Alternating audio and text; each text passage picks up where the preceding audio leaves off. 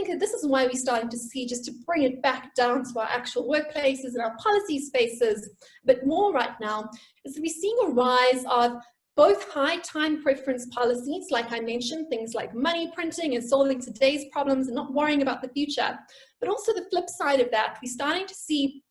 both nations and companies trying to take a longer term view, to deliberately change some of those very bad incentives to try and make us focus on today only and not worry about the consequences of our actions, and to shift that to think further into the future, to the sort of long now.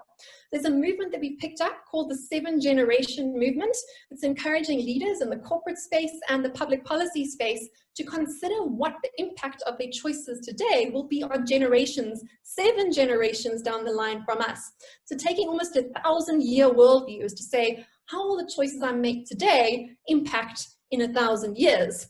So in the corporate space, of course, that's probably slightly too far a time horizon, but we also see a trend towards boards hiring young people, so that would be sort of Gen Zs, to sit on them and be the voice of future shareholders, to try and get a longer term perspective on business choices. In the political space, we see a move towards citizens' assemblies. This is essentially an unelected, a lottery-based body that's typically made up of around about 100 or so randomly selected citizens that represent all generations and all demographics of the country, that are then involved almost as a sort of Senate or a House as a counterpoint to the actually elected political members in that government of that country. So Ireland has done this, and Japan has done it once again. Japan's citizens' body, or their sort of board for the future, is particularly interesting in that they have 2 groups of them. The one citizens' board is supposed to represent today's republic, so the citizens of today, and the other board that is exactly the same size, with the same power to influence policy,